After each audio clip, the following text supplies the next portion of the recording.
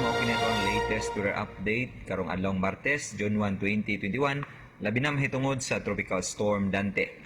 Karong alauna sa hapon ang sentro sa maong bagyo anana sa gilayon nga 125 kilometers east-southeast sa Giwan, Eastern Samar. Coordinates 10.6 degrees north, 126.8 degrees east. Doon na kini maximum sustained winds nga moabot sa 75 kilometers per hour. Doon siyang sentro, ingon man pagkusukuso o gustiness nga moabot sa 90 kilometers per hour. Nagairo kini northwestward o pamihanang kasadpan sa gipaspason nga 15 kilometers per hour. Ug atong nakita karon sa tuang latest satellite animation nga baga na gyud kayo ang dag-om nga nagahabol sa tibuok Kabisayaan ug Mindanao area. Ug base sa tuang latest forecast track, ang maong bagyo expected na to padayong magairog pa west-northwest or pa northwestward o iya gyud nga tumbukon o dunay inisyang landfall karong gabi or karong kaadlawon didto sa may Eastern Samar or Leyte area. Expected na to nga magamintinar kini sa iyang tropical storm nga category prior sa iyang landfall.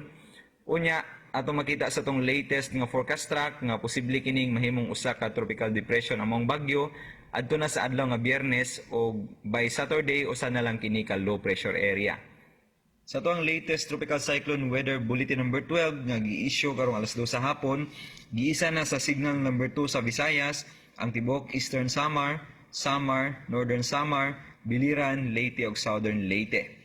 Signal number 1 pod ang tibuok Aklan, Capiz, ang northern ug central portion sa Iloilo, ang northern portion sa Negros Occidental, ang tibuok probinsya sa Bohol, ang northern ug central portion sa Cebu, including na ang Bantayan ug Camotes Islands. Sa probinsya sa Sugbo, signal number 1 ang Daan Bantayan, patighulog na gyud dito sa may Carcar City ug Alogensan area. Para sa dugang update, bisitaha ang atuang website. Gikan diri sa Mactan sa buhatan sa Pag-asa Visayas DOST. Kini si Mio Aguirre og may hapon.